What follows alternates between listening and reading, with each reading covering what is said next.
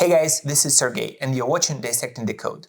Today I want to cover one of the most important features that was added to .NET 10. It's called De-Abstraction. But before talking about De-Abstraction, let's talk about what abstraction is. So the abstraction is the process of hiding unnecessary implementation details while exposing only the essential features and behaviors relevant to the context.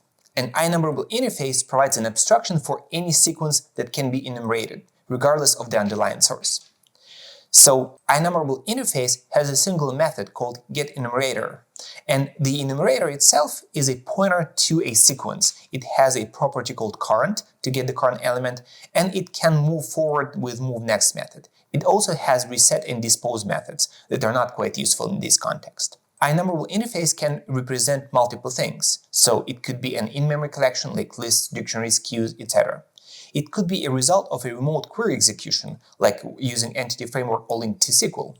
It could be a query using link to objects like .select, .where, .any, etc.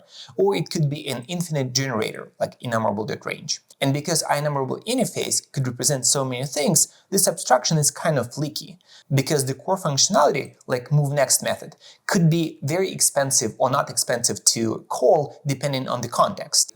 And now let's look at how foreach is implemented under the hood.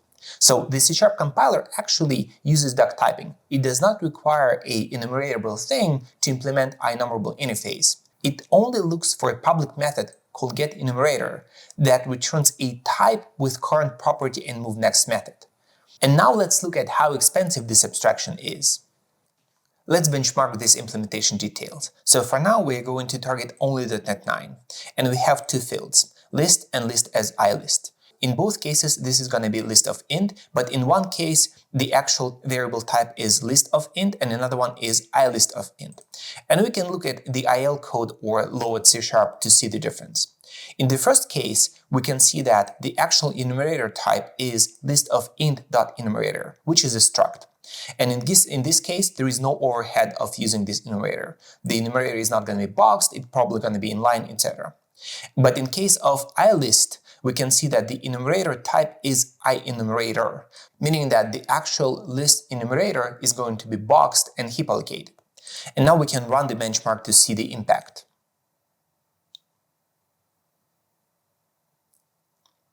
And as you can see, there is quite a bit of a difference between enumerating over a list or enumerating over an iList.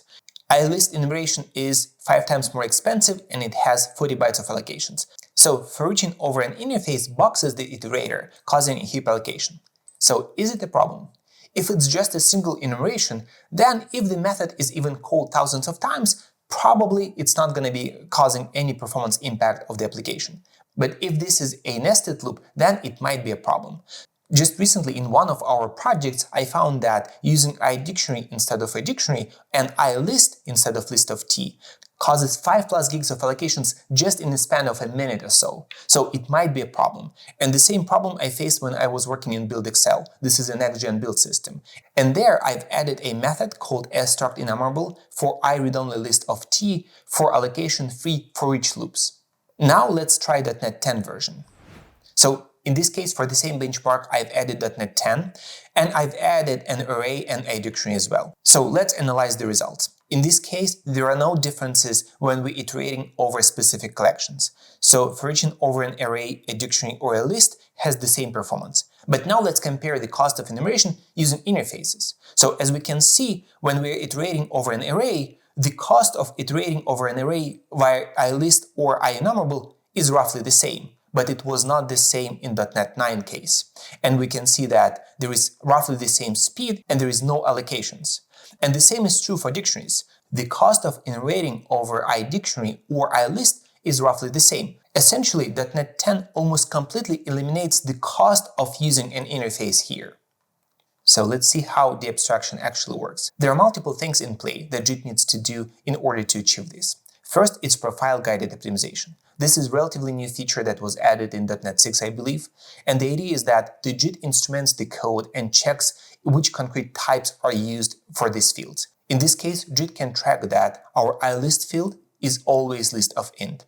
Then JIT checks that every method or property used from enumerator can be inlined. And this is very important because .NET JIT does not have a cross-procedural analysis.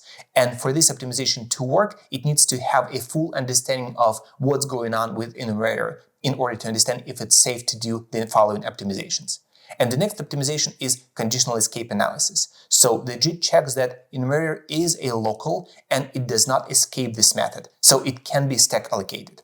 So then it does region-based cloning. So essentially, JIT duplicates the code or clones the code for a specific case, in this case, for a list of int.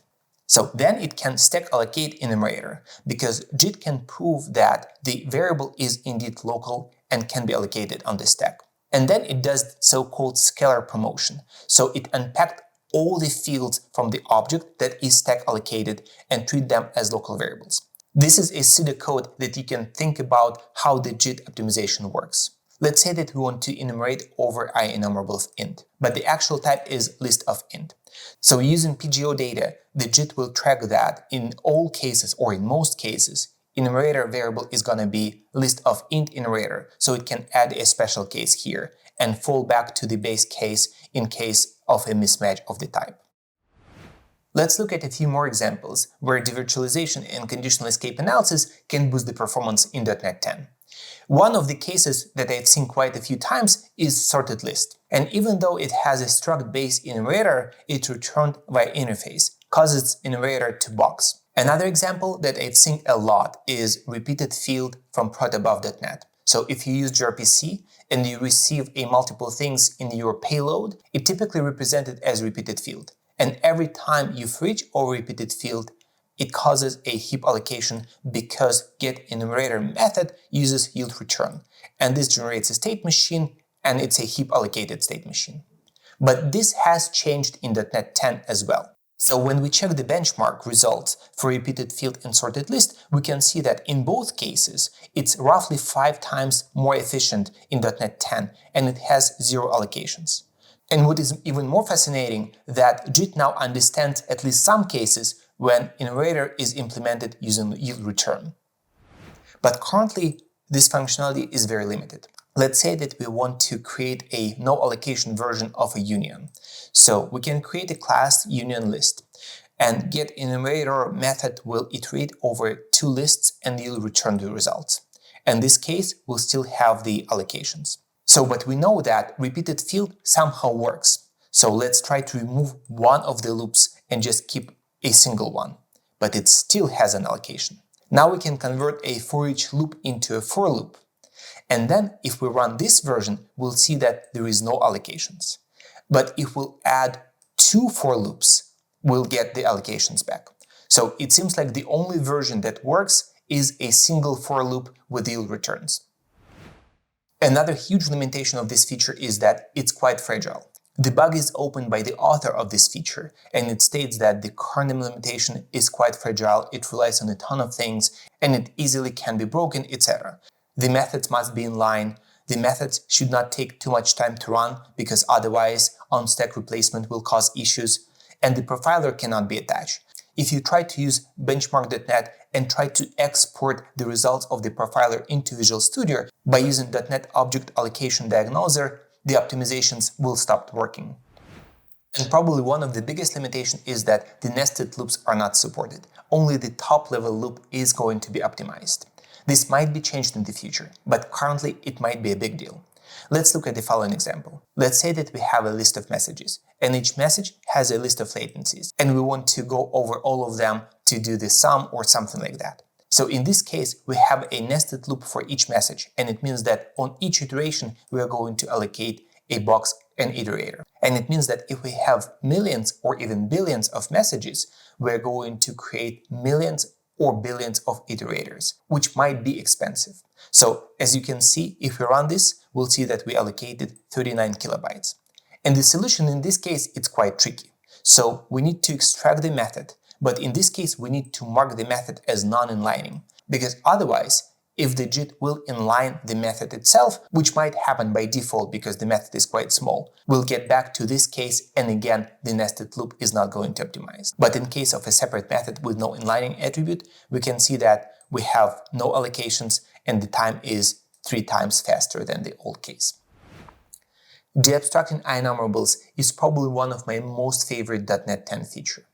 Due to this feature, foreach over interfaces is much faster, and it works in most common cases. If you have an interface over common collection types, it's gonna be almost zero perf penalty for that. And it works for some other cases that was not easy to optimize before. If you have a collection with yield-based enumerators, now iterating over such collection could have zero allocations. The feature is not very well documented and looks like black magic in some cases. You can change the code and make the method inlineable and not inlineable, and something that was working before will stop working. So in this case, you should measure even more often. It was always important to measure the application performance, but with JIT getting more and more powerful, it makes it even more important. That's it for today, guys. Thanks for watching, stay curious, and see you next time.